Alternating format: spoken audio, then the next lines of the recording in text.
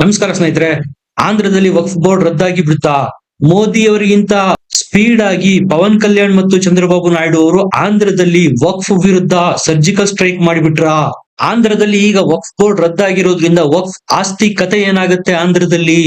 ವಕ್ಫ್ ರದ್ದಾಗಿರುವ ಹಿನ್ನೆಲೆಯಲ್ಲಿ ಪವನ್ ಕಲ್ಯಾಣ್ ಅವರ ಇನ್ಫ್ಲೂಯೆನ್ಸ್ ಏನಾದ್ರೂ ಇದರ ಹಿಂದ್ಗಡೆ ಇದೆಯಾ?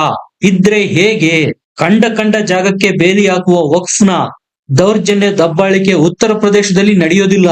ಅಂತದ್ದೇನ್ ಮಾಡಿದ್ದಾರೆ ಯೋಗಿ ಉತ್ತರ ಪ್ರದೇಶದಲ್ಲಿ? ಈಗ ಆಂಧ್ರ ಪ್ರದೇಶದಲ್ಲಿ ವಕ್ಫ್ ರದ್ದಾಗ್ತಾ ಇರೋದ್ರಿಂದ ಅದೇ ದಾರಿನೇನಾದ್ರೂ ಪವನ್ ಕಲ್ಯಾಣ್ ಮತ್ತು ಚಂದ್ರಬಾಬು ನಾಯ್ಡು ಅವರು ತುಳಿತಾ ಇದ್ದಾರಾ? ಯಾಕಂದ್ರೆ ಕೇಂದ್ರ ಸರ್ಕಾರದ ಲೆವೆಲ್ ನಲ್ಲಿ ವಕ್ಫ್ ಬಿಲ್ಗೆ ತಿದ್ದುಪಡಿ ಆಗಬೇಕಾಗಿದೆ. ಆದ್ರೆ ಜೆಪಿಸಿ ನವರು ಹೆಚ್ಚಿನ ಕಾಲಾವಕಾಶ ಕೇಳಿರೋದ್ರಿಂದ ಮುಂದಿನ ಬಜೆಟ್ ಅಧಿವೇಶನದ ಕೊನೆಗೆ ಇದನ್ನು ಪ್ರಸ್ತಾಪ ಮಾಡಲಾಗುವುದು ಅಂತ ಕೇಂದ್ರ ಸರ್ಕಾರ ಲೋಕಸಭೆಯಲ್ಲಿ ಹೇಳಿದೆ. ಹೀಗಿರುವಾಗ ಆಂಧ್ರ ಪ್ರದೇಶದಲ್ಲಿ ವಕ್ಫ್ ಬೋರ್ಡ್ ನ ರದ್ದು ಮಾಡಿರೋದು ಎಷ್ಟರ ಮಟ್ಟಿಗೆ ಪ್ರಭಾವ ಬೀರ್ತಾ ಇದೆ? ಮೋದಿಗಿಂತ ಒಂದು ಹೆಜ್ಜೆ ಮುಂದಿಟ್ಬಿಟ್ರ ಪವನ್ ಕಲ್ಯಾಣ್ ಮತ್ತು ಚಂದ್ರಬಾಬು ನಾಯ್ಡು ಅವರು? ಈ ಎಲ್ಲ ಸಹಜ ಪ್ರಶ್ನೆಗಳು ಮೂಡುತ್ತೆ. ಈಗೆಲ್ಲರೂ ಹೇಳ್ತಾ ಇರೋದನ್ನು ಆಂಧ್ರ ಪ್ರದೇಶದಲ್ಲಿ ಹಳೆಯ ವಕ್ಫ್ ಬೋರ್ಡ್ ನ ಡಿಸಾಲ್ವ್ ಮಾಡಿದರೆ ಈಗ ಹೊಸ ವಕ್ಫ್ ಬೋರ್ಡ್ ಕಾನ್ಸ್ಟಿಟ್ಯೂಟ್ ಆಗತ್ತೆ, ಅದರಲ್ಲಿ ಏನು ವ್ಯತ್ಯಾಸಗಳಾಗೋದಿಲ್ಲ ಅಂತ.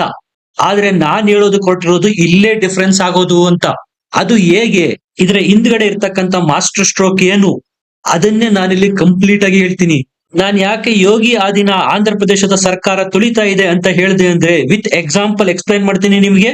1952ರ ರೆಕಾರ್ಡ್ಸ್ ನ ತೋರಿಸಿ ವಕ್ಫ್ ನ ದೌರ್ಜನ್ಯ ದಬ್ಬಾಳಿಕೆಗೆ ಉತ್ತರ ಪ್ರದೇಶದಲ್ಲಿ ಯೋಗಿ ಅವರು ಯಾವ ರೀತಿ ಬ್ರೇಕ್ ಹಾಕಿದಾರೋ ಅದೇ ರೀತಿ ಆಂಧ್ರ ಪ್ರದೇಶದಲ್ಲೂ ಸಹ ವಕ್ಫ್ ನ ದಬ್ಬಾಳಿಕೆಗೆ ಬ್ರೇಕ್ ಹಾಕೋ ಎಲ್ಲ ಸಾಧ್ಯತೆಗಳು ಇದಾವೆ. ಯಾಕೆಂದ್ರೆ ಅಲ್ಲಿರೋದು ಉಪಮುಖ್ಯಮಂತ್ರಿ ಸನಾತನಿ ಪವನ್ ಕಲ್ಯಾಣ್.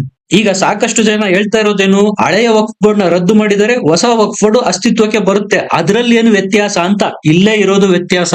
ನಾವು ಮೊದಲು ಹಳೆಯ ವಕ್ಫ್ ಬೋರ್ಡ್ ನ ಯಾಕೆ ರದ್ದು ಮಾಡಿದ್ರು, ಹೊಸ ವಕ್ಫ್ ಬೋರ್ಡ್ ಕನ್ಸ್ಟ್ರಕ್ಟ್ ಏನಾಗ್ತಾ ಇದೆ ಅದರಲ್ಲಿ ಏನೆಲ್ಲ ಬದಲಾವಣೆಗಳಾಗಬಹುದು.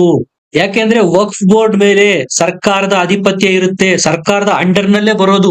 ವಕ್ಫ್ ಬೋರ್ಡ್ ಗೆ ಸಂಬಂಧಪಟ್ಟಂತೆ ನಿಯಮಾವಳಿಗಳನ್ನು ರೂಪಿಸುವ ಅಧಿಕಾರ ಆ ರಾಜ್ಯ ಸರ್ಕಾರದ ಕೈಯಲ್ಲೇ ಇರುತ್ತೆ. ಅದನ್ನೇ ಯುಪಿ ನಲ್ಲಿ ಯೋಗಿ ಸರ್ಕಾರ ಮಾಡಿರೋದು. ಹಾಗಾದ್ರೆ ಯೋಗಿ ಅವರ ಕೈಲಾದಂತಹ ಕೆಲಸ ಬಿಜೆಪಿ ಆಳ್ವಿಕೆಯಲ್ಲಿರ್ತಕ್ಕಂತಹ ರಾಜ್ಯಗಳಲ್ಲಿ ಯಾಕೆ ಆಗ್ತಾ ಇಲ್ಲ? ಯೋಗಿ ಅವರ ಪಾಯಿಂಟ್ ಆಫ್ ವ್ಯೂ ಅಲ್ಲಿ ನೋಡೋದಾದ್ರೆ ಉತ್ತರ ಪ್ರದೇಶದ ರೀತಿನಲ್ಲೇ ಆಂಧ್ರ ಪ್ರದೇಶದಲ್ಲೂ ಸಹ ಈಗ ಕಂಡ ಜಾಗಗಳಿಗೆ ಬೇಲಿ ಹಾಕುವ ವಕ್ಫ್ ನ ದೌರ್ಜನ್ಯಕ್ಕೆ ಫುಲ್ ಸ್ಟಾಪ್ ಇಡೋದಕ್ಕೆ ಹೊರಟಿದ್ದಾರೆ ಪವನ್ ಕಲ್ಯಾಣ್. ಅದು ಹೇಗೆ ಅನ್ನೋದನ್ನ ನೋಡೋಣ ಸ್ನೇಹಿತರೆ. ಚಂದ್ರಬಾಬು ನಾಯ್ಡು NDA ಕೋಲಿಷನ್ ನ ಒಂದು ಅಂಗ ಪಕ್ಷ. ಇಂತಹ ಚಂದ್ರಬಾಬು ನಾಯ್ಡು ಅವರು ಆಂಧ್ರದಲ್ಲಿ ವಕ್ಫ್ ಬೋರ್ಡ್ ನ ರದ್ದು ಮಾಡಿರೋದು ಸಾಕಷ್ಟು ಚರ್ಚೆಗೆ ಗ್ರಾಸ ಆಗ್ತಾ ಇದೆ. ಸ್ನೇಹಿತರೆ, ಆಂಧ್ರ ಪ್ರದೇಶದಲ್ಲಿ ವಕ್ಫ್ ಬೋರ್ಡ್ ನಲ್ಲಿ ಸಾಕಷ್ಟು ಭ್ರಷ್ಟಾಚಾರ ಆಗಿದೆ. ಅದನ್ನ ತಡೆಯೋದಿಕ್ಕೆ ಹಳೆಯ ವಕ್ಫ್ ಬೋರ್ಡ್, ಅದು ಹಿಂದೆ ಜಗನ್ಮೋಹನ್ ರೆಡ್ಡಿ ಅವರ ಆಳ್ವಿಕೆ ಸಂದರ್ಭದಲ್ಲಿ ಕನ್ಸ್ಟ್ರಕ್ಟ್ ಮಾಡಿದಂತಹ ವಕ್ಫ್ ಬೋರ್ಡ್, ಅದರ ಸದಸ್ಯರು ಮತ್ತು ಚೇರ್ಮನ್ ರ ಅವಧಿಯನ್ನು ವಕ್ಫ್ ಬೋರ್ಡ್ ನ ಡಿಸಾಲ್ವ್ ಮಾಡುವ ಮೂಲಕ ಮುಕ್ತಾಯ ಮಾಡಲಾಗ್ತಾ ಇದೆ. ಹೊಸ ವಕ್ಫ್ ಬೋರ್ಡ್ ಅಸ್ತಿತ್ವಕ್ಕೆ ಬರುತ್ತೆ. ಆದ್ರೆ ನಿರೀಕ್ಷೆ ಏನಿದೆಯಪ್ಪ ಇಲ್ಲಿ ಅಂದ್ರೆ, ಹೊಸದಾಗಿ ರಚನೆಯಾಗಿರ್ತಕ್ಕಂತ ವಕ್ಫ್ ಬೋರ್ಡ್ ನಲ್ಲಿ ಯಾರು ಇರಬೇಕು ಯಾರು ಇರಬಾರ್ದು ಅನ್ನುವ ನಿರ್ಧಾರ ತೆಗೆದುಕೊಳ್ಳಬೇಕಾಗಿರುವುದು ರಾಜ್ಯ ಸರ್ಕಾರ. ಸಹಜವಾಗಿ ವಕ್ಫ್ ಬಿಲ್ ಇನ್ನು ಇಂಟ್ರೊಡ್ಯೂಸ್ ಆಗಿಲ್ಲ. ಆದ ಕಾರಣಕ್ಕಾಗಿ ಎಲ್ಲಾ ಸದಸ್ಯರು ಮುಸಲ್ಮಾನರೇ ಆಗಿರ್ತಾರೆ. ಆ ವಿಚಾರದಲ್ಲಿ ಯಾವುದೇ ಡಿಫರೆನ್ಸಸ್ ಇರೋದಿಲ್ಲ. ಆದ್ರೆ ಅಟ್ಲೀಸ್ಟ್ ಕಂಡ ಜಾಗಗಳಿಗೆ ಬೇಲಿ ಹಾಕುವಂತಹ ಮನಸ್ಥಿತಿ ಇರುವವರನ್ನ ವಕ್ಫ್ ಬೋರ್ಡ್ ನೊಳಗೆ ಎಂಟ್ರಿ ಕೊಡದೇ ಇರಬಹುದು. ಇದು ಆಂಧ್ರ ಪ್ರದೇಶದಲ್ಲಿ ಹೊಸ ವಕ್ಫ್ ಬೋರ್ಡ್ ನ ರಚನೆಯಲ್ಲಿ ಸಾಧ್ಯ. ಯಾಕೆ ಅಂದ್ರೆ ಅಲ್ಲಿ ಇರೋದು ಸನಾತನಿ ಪವನ್ ಕಲ್ಯಾಣ್. ಸ್ನೇಹಿತರೆ, ನಾನು ನಿಮಗೆ ಈಗಾಗಲೇ ಹೇಳಿದೆ, ವಕ್ಫ್ ಗೆ ಸಂಬಂಧಪಟ್ಟಂತೆ ಆ ರಾಜ್ಯ ಸರ್ಕಾರಗಳು ನಿಯಮಗಳನ್ನು ರೂಪಿಸಬಹುದು. ಆ ನಿಯಮಗಳಿಗೆ ಅನುಸಾರವಾಗಿ ವಕ್ಫ್ ಬೋರ್ಡ್ ಕೆಲಸ ಕಾರ್ಯ ನಿರ್ವಹಿಸಬೇಕಾಗತ್ತೆ. ಆದ್ರೆ ಬಿಜೆಪಿ ಆಳ್ವಿಕೆ ಇರ್ತಕ್ಕಂಥ ರಾಜ್ಯಗಳು ಸೇರಿದಂತೆ ಯಾವ ರಾಜ್ಯಗಳು ಇದರ ಬಗ್ಗೆ ತಲೆ ಕೆಡಿಸಿಕೊಂಡಿರಲಿಲ್ಲ ಯೋಗಿ ಅವರು ಇದನ್ನು ಮಾಡೋವರೆಗೂ. ಈಗ ಆಂಧ್ರ ಪ್ರದೇಶದಲ್ಲಿ ವಕ್ಫ್ ಬೋರ್ಡ್ ರದ್ದು ಮಾಡಿರೋದ್ರಿಂದ ಯೋಗಿ ಆದಿನೇ ಈಗ ಆಂಧ್ರ ಪ್ರದೇಶ ಸರ್ಕಾರ ತುಳಿಯುತ್ತಾ ಅನ್ನುವ ಚರ್ಚೆಗಳು ಹುಟ್ಟಿಕೊಂಡಿದೆ. ಹಾಗಾಗಿ ಆಂಧ್ರ ಪ್ರದೇಶದ ವಕ್ಫ್ ಬೋರ್ಡ್ ರದ್ದು ತೀವ್ರ ಚರ್ಚೆ ಆಗ್ತಾ ಇರೋದು. ಇದನ್ನೇ ತಾನೇ ಉತ್ತರ ಪ್ರದೇಶದಲ್ಲಿ ಯೋಗಿ ಸರ್ಕಾರ ಮಾಡಿರೋದು. ವಕ್ಫ್ ಯಾವುದೇ ಒಂದು ಜಮೀನು ಅಥವಾ ಪ್ರಾಪರ್ಟಿನ ಇದು ನಂದು ಅಂತ ಹಕ್ಕು ಸ್ವಾಮ್ಯ ಸಾಧಿಸ್ತು ಅಂದ್ರೆ ಆ ಜಮೀನು ಅಥವಾ ಪ್ರಾಪರ್ಟಿ 1952ರ ರೆಕಾರ್ಡ್ಸ್ ನಲ್ಲಿ ವಕ್ಫ್ ಅಂತ ಬರ್ದಿರ್ಬೇಕು. ಅದಿಲ್ಲ ಅಂದ್ರೆ ಅದು ವಕ್ಫ್ ಜಮೀನ್ ಆಗಲ್ಲ, ವಕ್ಫ್ ಪ್ರಾಪರ್ಟಿ ಆಗಲ್ಲ. ಆಗ ಏನ್ ಮಾಡ್ಬೇಕು ವಕ್ಫ್ನವರು?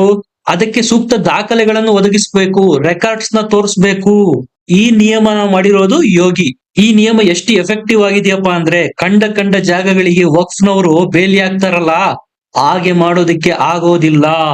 1952 ರೆಕಾರ್ಡ್ಸ್ ನಲ್ಲಿ ಅದು ವಕ್ಫ್ ಆಸ್ತಿ ಅಲ್ಲ ಅಂತ ಏನಾದ್ರೂ ಇತ್ತು ಅಂದ್ರೆ ಅದು ನಿಮ್ಮದು ಅಂತ ಹಕ್ಕು ಸ್ವಾಮ್ಯ ಸಾಧಿಸಬೇಕಾದ್ರೆ ರೆಕಾರ್ಡ್ಸ್ ತೋರಿಸಬೇಕಾಗತ್ತೆ.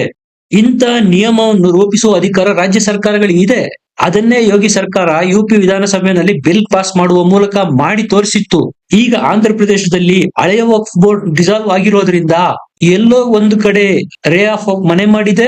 ಸನಾತನಿ ಪವನ್ ಕಲ್ಯಾಣ್ ಅವರ ಕಾರಣದಿಂದಾಗಿ ಮುಂದೆ ರಚನೆಯಾಗ್ತಕ್ಕಂಥ ಹೊಸ ವಕ್ಫ್ ಬೋರ್ಡ್ ಮೇಲೆ ಸರ್ಕಾರ ಖಂಡಿತವಾಗಿ ನಿಯಂತ್ರಣ ಹೊಂದಿರುತ್ತೆ. ಅಷ್ಟೇ ಅಲ್ಲದೆ ಯೋಗಿಜಿ ಅವರ ರೀತಿನಲ್ಲಿ ನಿಯಮಾವಳಿಗಳನ್ನು ಮಾಡಬಹುದು ಅನ್ನುವ ಎಕ್ಸ್ಪೆಕ್ಟೇಷನ್ಸ್ ಈಗ ಗರಿಗೆದರಿರೋದ್ರಿಂದ ಆಂಧ್ರದ ವಕ್ಫ್ ಬೋರ್ಡ್ ರದ್ದು ಮಾಡಿರೋ ವಿಚಾರ ಈಗ ಎಲ್ಲೆಡೆ ಚರ್ಚೆ ಆಗ್ತಾ ಇದೆ. ಅದಕ್ಕೆ ಕಾರಣ ಪವನ್ ಕಲ್ಯಾಣ್ ಅಂದ್ರೂ ತಪ್ಪಾಗಲ್ಲ.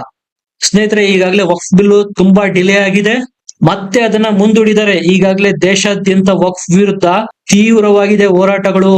ವಕ್ಫ್ ವಿಚಾರ ಪಾಸಿಟಿವ್ ಆಗಿ ಬಿಜೆಪಿ ಕಡೆಗೆ ಸಾಕಷ್ಟು ಕೆಲಸ ಮಾಡಿದೆ. ಇನ್ನೂ ವಕ್ಫ್ ಬಿಲ್ ನ ತರದೇ ಹೋದರೆ ಮುಂದೆ ಡೆಲ್ಲಿ ವಿಧಾನಸಭಾ ಎಲೆಕ್ಷನ್ ಇದೆ, ಅದಾದ ನಂತರ ಬಿಹಾರ ವಿಧಾನಸಭಾ ಎಲೆಕ್ಷನ್ ಇದೆ.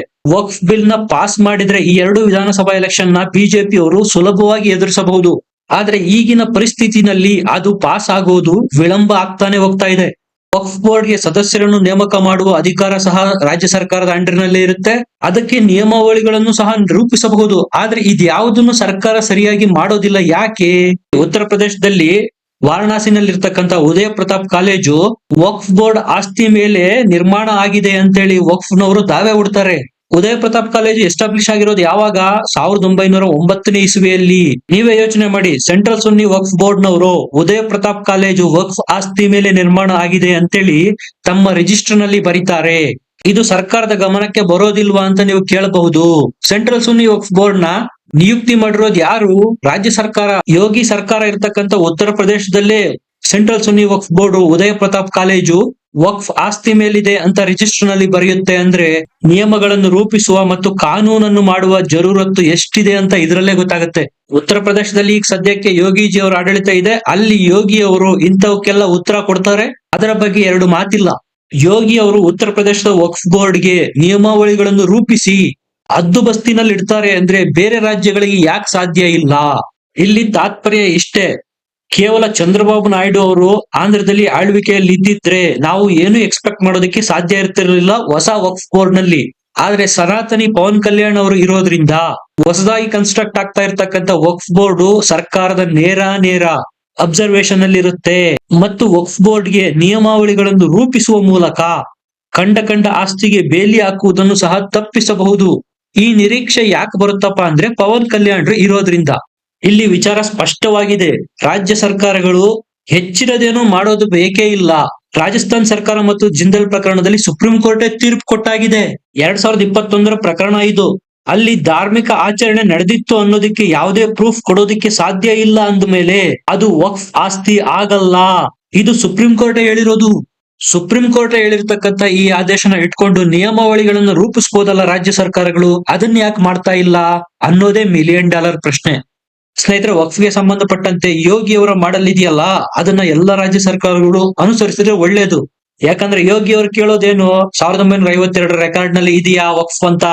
ಇಲ್ಲದೆ ಹೋದ್ರೆ ನೀನು ಇದು ವಕ್ಫ್ ಆಸ್ತಿ ಅಂತ ಹಕ್ಕು ಸ್ವಾಮ್ಯ ಮಾಡೋದಿಕ್ಕೆ ಆಗೋದಿಲ್ಲ. ಒಂದು ವೇಳೆ ಅವ್ರೇನಾದ್ರು ಸುಪ್ರೀಂ ಕೋರ್ಟ್ಗೆ ಹೋದ್ರೆ ಯೋಗಿ ತೋರಿಸ್ತಾರೆ, ಸುಪ್ರೀಂ ಕೋರ್ಟ್ ಆರ್ಡರ್ ಇದೆ. ಜಿಂದಾಲ್ ವರ್ಸಸ್ ರಾಜಸ್ಥಾನ್ ಪ್ರಕರಣದಲ್ಲಿ ಕ್ರಿಸ್ಟಲ್ ಕ್ಲಿಯರ್ ಇದೆ. ಯೋಗಿ ಅವರು ಇದನ್ನು ಮಾಡ್ತಾರೆ ಅಂದ್ರೆ ಬೇರೆಯವರಿಂದ ಯಾಕೆ ಸಾಧ್ಯ ಇಲ್ಲ ಅನ್ನೋ ಪ್ರಶ್ನೆ ಸಹಜವಾಗಿ ಮೂಡುತ್ತೆ. ಇನ್ನು ಕೆಲವರು ಹೇಳ್ತಾ ಇದ್ದಾರೆ ಆಂಧ್ರ ಪ್ರದೇಶದಲ್ಲಿ ವಕ್ಫ್ ನ ಡಿಸಾಲ್ವ್ ಮಾಡಿರೋದಷ್ಟೇ, ಅಬಾಲಿಷ್ ಮಾಡಿಲ್ಲ ಅಂತ. ಸರಿ, ಡಿಸಾಲ್ವ್ ಮಾಡಿದ್ದಾರೆ ಅಂತಾನೆ ಅನ್ಕೊಳ್ಳೋಣ.